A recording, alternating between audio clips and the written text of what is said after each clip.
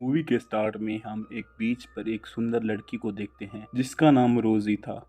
उसके साथ उसका भाई भी था जॉर्ज।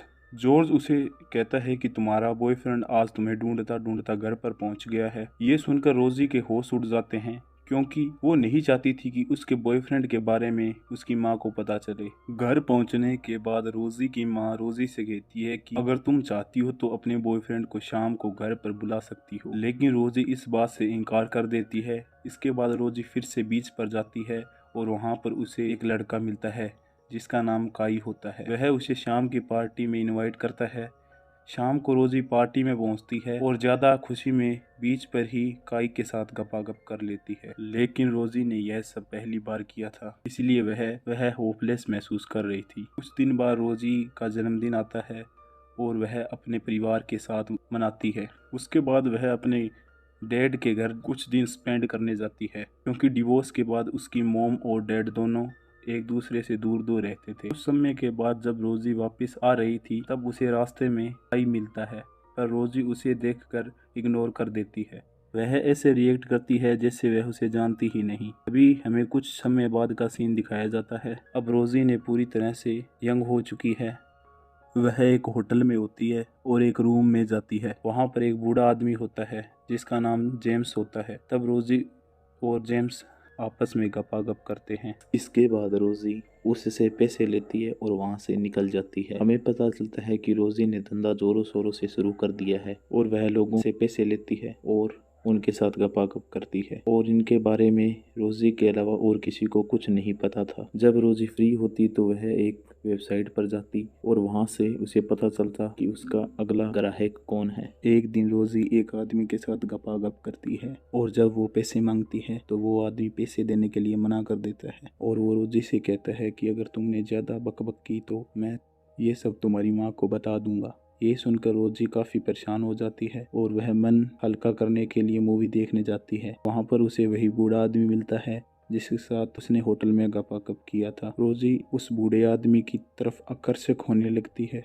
उसके बाद रोजी अक्सर उस बूढ़े आदमी के साथ मिलने लगती है। एक दिन जेम्स रोजी के साथ गपागप करने के लिए उसे कमरे में बुलाता है, लेकिन ज्यादा जोश लगाने तथा गोली खाने की वजह से उसकी बेड पर ही मौत हो जाती है। ये देखने के बाद रोजी काफी घबरा जाती है और वो वहां से भाग जाती है। जेम्स की मौत की इन्वेस्टिगेशन करते करते पुलिस रोजी के घर तक पहुंच जाती है क्योंकि डीएनए रिपोर्ट के बदौलत पुलिस को सब पता चल चुका था।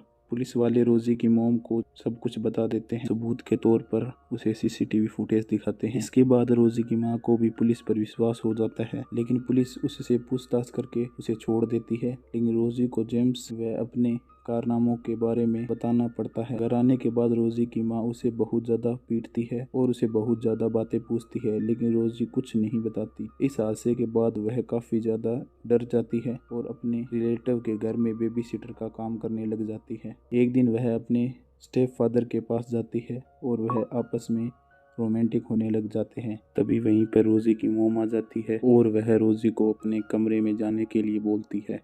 इसके बाद रोजी की माँ रोजी को बहुत ज़्यादा समझाती है और अपने साथ एक डॉक्टर के पास लेके जाती है, जहाँ डॉक्टर उसे पूछता है कि तुमने यह काम करना क्यों छोड़ दिया। रोजी उसे जेम्स के बारे में बताती है और वह यह भी बताती है कि वह जेम्स से प्यार करने लगी थी। और ऐसे ही कुछ दिन बीत जाते हैं और एक दिन रोजी पार्टी में जाती है और वहाँ पर एक लड़के से मिलती है जिसका नाम जे था। रोजी पहले से ही अपने फ्यूचर से परेशान थी, लेकिन जे उसके पास जाकर कहता है कि मैं तुमसे बहुत ज़्यादा प्यार करता हूँ और मैं तुम्हें बहुत पहले से पसंद करता हूँ।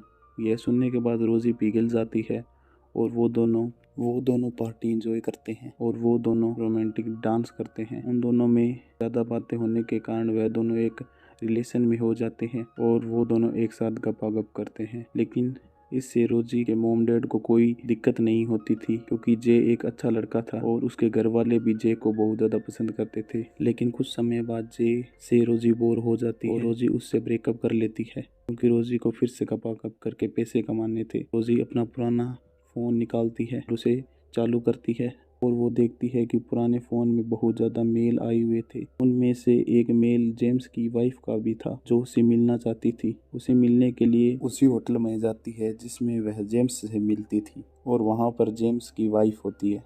और वो जेम्स की वाइफ से माफ़ी मांगती है। जेम्स की वाइफ कहती है कि जेम्स एक बहुत अच्छा आदमी था और मुझे खुशी है कि उसने तुमसे प्यार किया। वह कहती है कि जब मैं जवान थी तो मैं तुम्हारी तरह ही सुंदर थी। यह बोलकर वह रोजी को उसी रूम में लेकर जाती है जहाँ पर जेम्स की मौत हुई थी। वहाँ पहुँचने के बाद जेम्स की वाइफ और रोजी एक बेड पर लेट जाती हैं और जेम्स की वाइफ उसे उसी तरह छूने लग जाती है जिस तरह उसे जेम्स छुआ करता था। रोजी वहाँ पर सो जाती है और उसकी थोड़ी देर बाद जब आँख खुलती है और वह देखती है कि वहाँ कोई नहीं है और यहाँ पर यह मूवी समाप्त हो जाती है। Thanks for watching.